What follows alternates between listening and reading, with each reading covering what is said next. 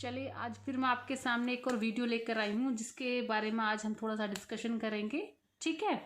और ये मैं थोड़ा सा ऑफलाइन वीडियो इसलिए बना रही हूँ जिससे आप प्रॉपर तरीके से नोट्स को देखें समझें और मैं वन बाय वन एक एक लाइन को आपके सामने एक्सप्लेन कर पाऊँ, क्योंकि आपके पास अब थोड़ा सा टाइम कम रह गया है। तो आप थोड़ा सा ज़्यादा फोकस करके आप स्टडी को कीजिएगा, जिससे आपकी स्टडी थोड़ी सी ईजी वे में चलती रहे, आपको थोड़ा सा स्ट्रेस ना आए।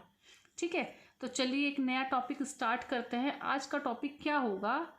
प्रगतिशील शिक्षा के विकास में योगदान देने वाले मनोवैज्ञानिक सिद्धांत। आपसे एक और बात कहना चाहूँगी कि मेरा मोटिव आपसे केवल लाइक और सब्सक्राइब कराना नहीं है। मेरा मोटिव ये है कि आपको एक ऐसी एजुकेशन देना, जो नॉलेज मेरे पास है मैं सभी लोगों में, आप लोगों तक उसको स्प्रेड करना चाहती हूँ फ्री ऑफ कॉस्ट। ठीक है। तो बस मेरा एक ये मोटिव है। और लाइक और सब्सक्राइब कराने का मोटिव ये है, आप जितना ज़्यादा लाइक और सब्सक्राइब करेंगे ये उतने ज़्यादा लोगों में स्प्रेड होगी, उतने ज़्यादा लोग इसका फ़ायदा उठा पाएंगे। तो मेरा बस इतना ही मोटिव होता है आपसे इसलिए कहने का कि आप इसको लाइक कीजिएगा और सब्सक्राइब कीजिएगा। आप सब्सक्राइब करेंगे, आपसे जानने वाले लोग इसको देखेंगे तो शायद उनका भी बेनिफिट होगा। बस मेरा मोटिव यही होता है, इसके अलावा मेरा कोई मोटिव नहीं है। मैं एक फ्री एजुकेशन देना चाहती हूँ उन लोगों को जो एजुकेशन लेना चाहते हैं और ड्यू टू सम रीजंस वो एजुकेशन नहीं ले पा रहे हैं। बस उन लोगों तक मैं चाहती हूँ कि ये मेरा जो भी मेरी नॉलेज है उन लोगों तक पहुँचे। और आपको इससे रिलेटेड कोई भी कोई क्वेश्चन हुआ करे या क्वेरी हुआ करे, आप कमेंट बॉक्स में लिख सकते हैं, मैं आपका रिप्लाई ज़रूर दूंगी। और टाइम को वेस्ट ना करते हुए चलिए एक नया टॉपिक स्टार्ट करते हैं। इसमें टॉपिक है प्रगतिशील शिक्षा के विकास में योगदान देने वाले मनोवैज्ञानिक सिद्धांत। इन्होंने 4 सिद्धांत दिए हैं प्रगतिशील शिक्षा के विकास के लिए।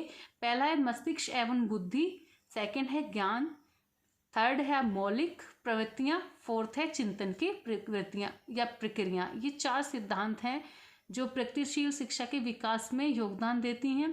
अब प्रगतिशील शिक्षा का महत्व क्या, ये होती क्या? प्रगतिशील शिक्षा का जो महत्व है, बालकों की शक्तियों का विकास करना होता है, सामाजिक विकास का अवसर देना होता है, जनतांत्रिक मूल्यों का विकास करना होता है और अनुशासन का विकास होता है। ये इसके महत्व हैं, इसलिए हमें प्रगतिशील शिक्षा को देना चाहिए।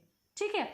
इसके बाद हम बात करें अगर, तो हमारा प्राथमिक शिक्षा की सार्वभौमिकरण, इसमें हमने कुछ एजुकेशन जिससे बच्चे ज़्यादा से ज़्यादा लोग पढ़े। जैसे अब हम लोग क्या कर रहे हैं, आपके लिए फ्री एजुकेशन प्रोवाइड करा रहे हैं ऑनलाइन।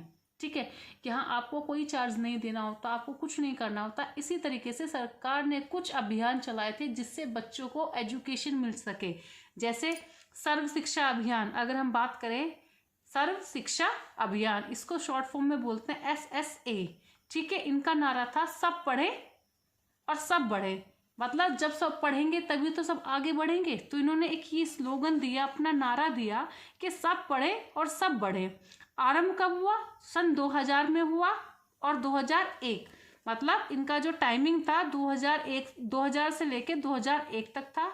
कस्तूरबा गांधी बालिका और 2004 में ये आया, एस्टैब्लिश हुआ। और ये किसके लिए था? लड़कियों की शिक्षा के लिए था।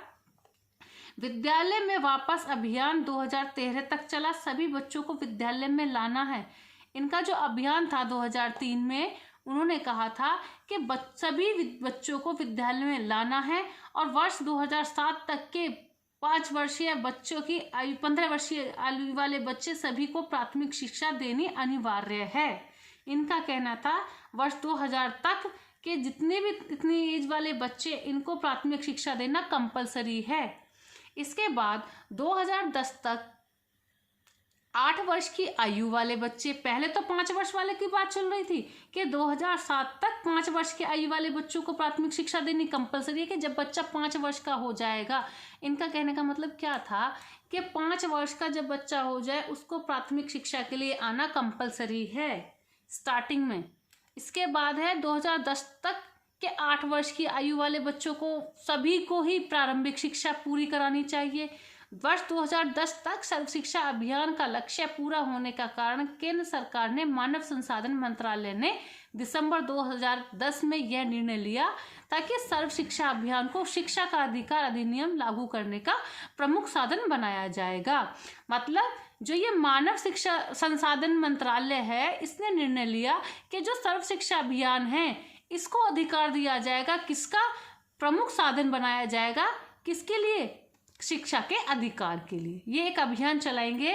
तो इसको क्या किया गया? इनके लिए संशोधित किया गया। सर्व शिक्षा अभियान के से संबंधित अधिनियम के लिए इसे 2011 में लागू किया गया। इसमें इन्होंने एक और स्कीम चलाई जिसका नाम था मध्याह्न भोजन, जिसको मिड डे मील के नाम से जाना जाता है या मिड डे मील स्कीम के नाम से जाना जाता है। इसकी शुरुआत कब हुई? इसकी शुरुआत जो हुई थी तमिलनाडु में हुई थी, ठीक है, और 15 अगस्त 1995 में इसकी शुरुआत हो गई।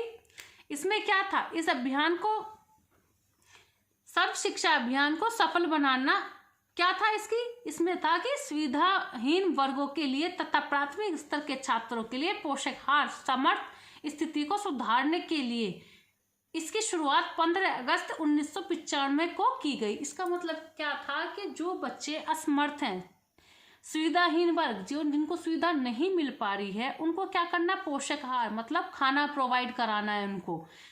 और इसमें 1 से 5 तक के विदेश के राजकीय अनुदान प्राप्त प्राथमिक विद्यालयों में पढ़ाने वाले सभी बच्चों को 80% उपस्थिति पर प्रति माह 3 केजी गेहूं अथवा चावल की व्यवस्था की जाएगी। इसका मेन मोटिव क्या था? बच्चों को स्कूल लाना।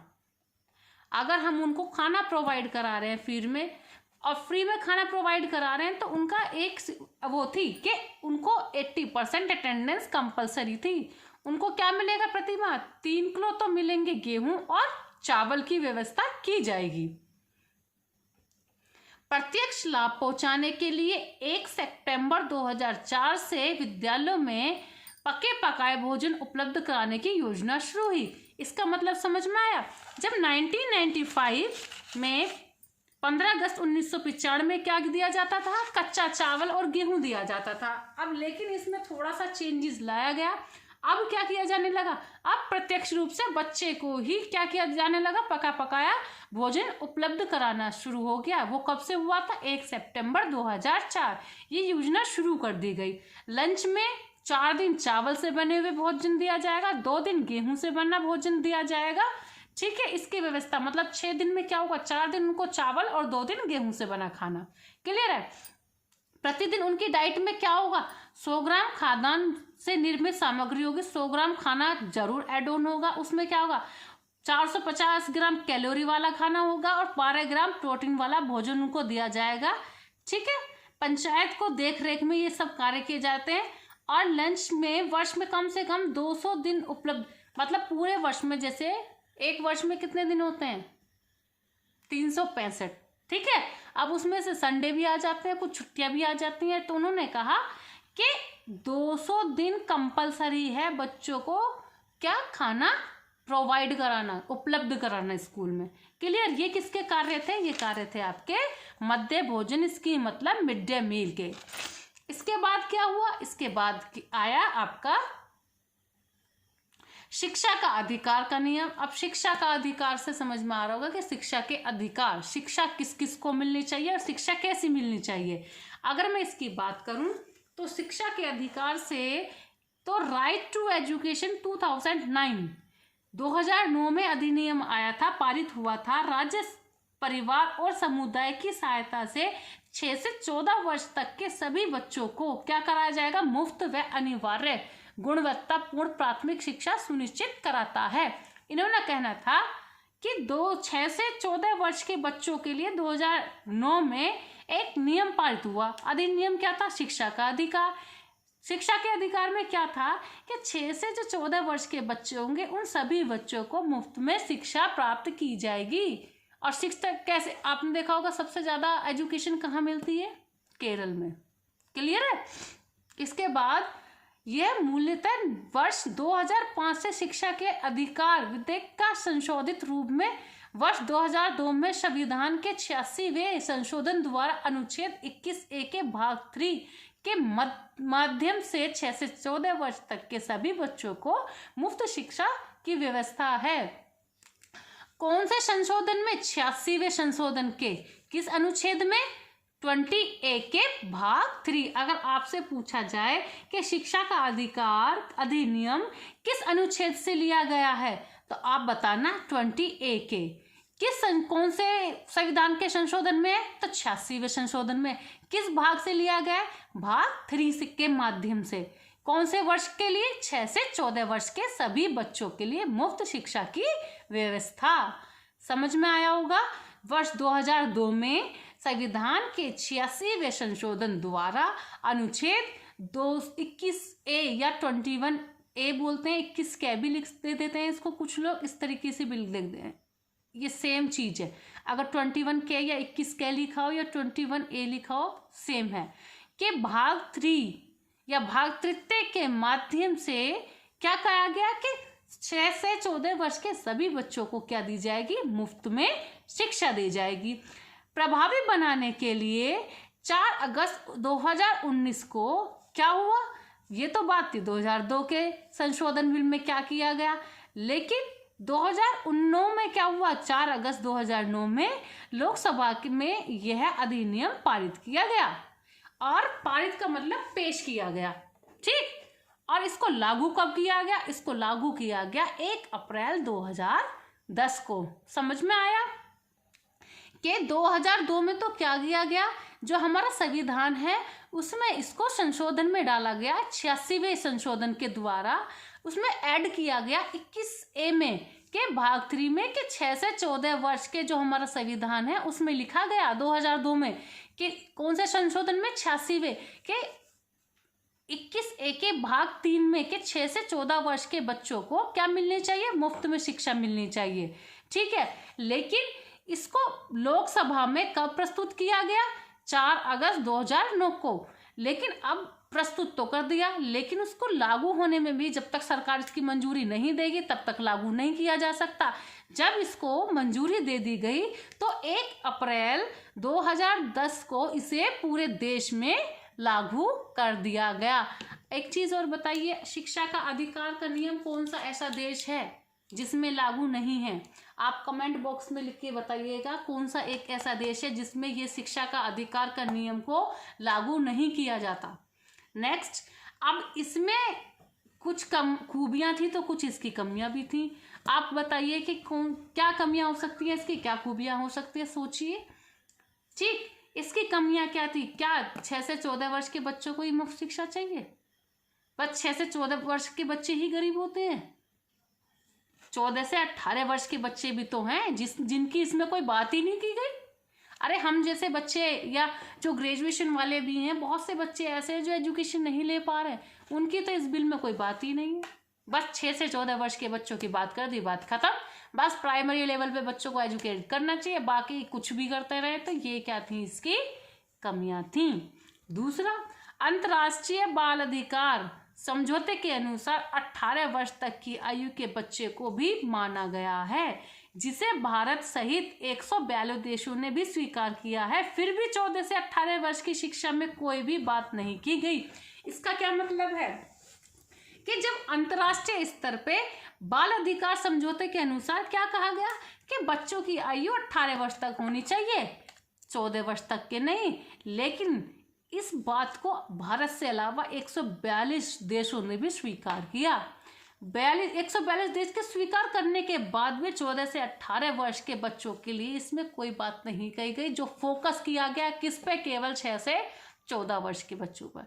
तो ये क्या थी? इसकी कमियां थी। क्लियर है? अब हम क्या करेंगे, आज के लिए बस इतना ही है। आप थोड़ा सा इसको रिवाइज कीजिएगा कि प्रगतिशील विकास में क्या है, क्या योगदान है, कौन कौन से इसके सिद्धांत हैं जो मैंने आपको आज पढ़ाए हैं, और प्रगतिशील शिक्षा का महत्व क्या है। इसको कि बालकों की शक्तियों का विकास करना है, सामाजिक विकास करना है, जनतांत्रिक मूल्यों का विकास करना है, अनुशासन का विकास करना है। और इसके बाद मैंने आपको सर्व शिक्षा अभियान जो योजना चलाई गई थी उसके बारे में पढ़ाया कि ये कब आई थी? 2004 में आई थी, आरंभ हुई थी 2000 से लेके 2001 के तक में। और ये किसके लिए थी? स्पेशली लड़कियों के लिए थी। इनका नारा क्या था? सब बढ़े और सब पढ़े। ठीक है, क्या थी इनकी नारा? सब पढ़े और सब बढ़े। विद्यालय में वापस अभियान जो शुरू किया गया विद्यालय में बच्चों को लाने के लिए, तो 2003 तक सभी बच्चों को विद्यालय लाना है। 2007 में क्या था कि 15 वर्ष के बच्चों की आयु वाले सभी बच्चों को प्राथमिक शिक्षा देनी होगी। फिर थोड़ा सा चेंज हुआ कि 2007 के बाद के 15 वर्ष नहीं 8 वर्ष के लिए आयु के वाले बच्चे सभी प्राथमिक शिक्षा पूरी करानी होगी। और 2010 के सर्व शिक्षा अभियान का लक्ष्य पूरे होने के कारण केंद्र सरकार ने क्या कहा, केंद्र सरकार ने कहा कि अब ये जो है ना ड्यूटी सब क्या करना, ये चीज ना एक डिपार्टमेंट को सौंप देनी चाहिए। और डिपार्टमेंट कौन था? उन्होंने कहा कि मानव संसाधन मंत्रालय ने क्या कहा, 2010 में यह निर्णय लिया कि शिक्षा के अधिकार के नियम को लागू करने का प्रमुख साधन बनाया जाएगा। इनके लिए सर्व शिक्षा अभियान संबंधित अधिनियम पारित किया जाएगा। 2011 में इसे लागू किया जाएगा। क्लियर? अब इसके बाद क्या आया? मिड डे मील आया। मिड डे मील ने अपनी एक नई योजना चलाई। उस योजना में क्या था कि बच्चों को, जो प्राथमिक स्कूल वाले बच्चे, उनको मुफ्त में भोजन दिया जाएगा जिससे वो स्कूल में आए। जो वो कौन से बच्चे होंगे? जो सुविधाहीन वाले बच्चे होंगे, जिनको सुविधा नहीं मिल पा रही है। कुछ ऐसे भी तो हैं बच्चे जिनको खाना ही नहीं मिल पा रहा है। ठीक है, तो वो क्या सोचते हैं, जब हमारे घर में खाने को खाना नहीं है तो हम स्कूल क्या भेजें बच्चों को। तो ऐसी एक योजना चलाई गई जिसका नाम है मध्याह्न भोजन स्कीम, इंग्लिश में बोलते हैं इसको मिड डे मील स्कीम। ये कब आई? ये आई थी आपकी 15 अगस्त 1995 में। ठीक है, कहाँ सबसे पहले स्टार्ट हुई? तमिलनाडु में। इनका उद्देश्य क्या था? सर्व शिक्षा अभियान को सफल बनाना। ठीक है, अब इनका क्या था? सुविधाहीन वर्गों के लिए प्राथमिक स्तर छात्रों को पोषक आहार देना, मतलब खाना देना और उनकी स्थिति को सुधार में लाना। इसमें क्या था? 1 से 5 के देश के सभी राजकीय अनुदान वाले प्राप्त विद्यालयों को पढ़ाने पर सभी बच्चों को क्या करना था? कंपलसरी था कि 80% इनकी अटेंडेंस होनी है। और इनको क्या देना? 3 kg क्या देना? गेहूं और चावल देना। पहले तो क्या देते थे? कच्चा गेहूं और चावल। लेकिन थोड़ा सा इसमें चेंज आया। 1 सितंबर 2000 को इन्होंने 2004 को क्या किया सॉरी, अब इन्होंने इनको पकाया, मतलब खाना बनाकर देना शुरू कर दिया। उसमें क्या करा? इन्होंने एक टाइम टेबल बना दिया, डाइट चार्ट बना दिया कि आपको 4 दिन क्या मिलेगा? चावल मिलेगा और 2 दिन मिलेगा गेहूं। ठीक है, 4 दिन तो चावल से बनी कोई चीजें दे देंगे और 2 दिन गेहूं से बनी कोई चीजें दे देंगे। लेकिन इसमें भी क्या था कि प्रतिदिन बच्चे को 100 ग्राम खाद्यान्न मिलना जरूरी है। अब उसमें 450 ग्राम कैलोरी होनी चाहिए, 12 ग्राम प्रोटीन वाला खाना बच्चों को देना है। और किसकी देखरेख में? ग्राम पंचायत की देखरेख में। लंच वर्ष कम से कम 200 दिन खाना दिया जाएगा एक वर्ष में, छुट्टी वगैरह काट के कंपलसरी था। इसके बाद आया 2009 का अधिनियम, शिक्षा के अधिकार का नियम। शिक्षा के अधिकार किस किस को मिलने चाहिए? शिक्षा के अधिकार के बारे में हम जैसे बात करते हैं, लेकिन शिक्षा के अधिकार में क्या होना चाहिए? इन्होंने कहा कि 6 से 14 वर्ष के सभी बच्चों को क्या? राइट टू एजुकेशन, मुफ्त शिक्षा मिलनी चाहिए। ये कब आई थी? 2009 में आया था। इनका जो मेन मोटिव था 6 से 14 वर्ष के बच्चों को मुफ्त शिक्षा प्रदान करना था। मुफ्त क्यों? जिससे ज्यादा से ज्यादा बच्चे स्कूल में आए और शिक्षित बने। इसके बाद इन्होंने क्या किया? 2002, ये कब था? ये जो था हमारे 2002 में संविधान के 86वें संशोधन के द्वारा कौन से अनुच्छेद में है? 21A के भाग 3 में। इसमें क्या था? इसके माध्यम से 6 से 14 वर्ष तक के सभी बच्चों को क्या दी जाएगी? मुफ्त शिक्षा दी जाएगी। और प्रभावी बनाने के लिए क्या किया?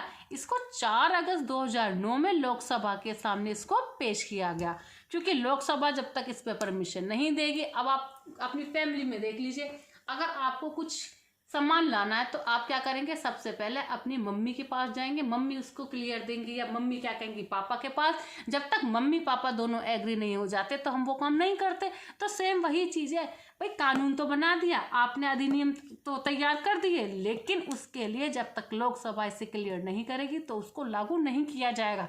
जब लोकसभा ने इसे क्लियरेंस दे दी तो क्या हुआ? 1 अप्रैल 2010 में इसे लागू किया गया। लागू तो कर दिया, लेकिन इसकी कुछ कमियां भी थी, क्योंकि इसमें क्या किया गया था, केवल 14 वर्ष तक के बच्चों के लिए बात की गई थी। 14 से 18 वर्ष के बच्चों के लिए कोई बात नहीं की गई।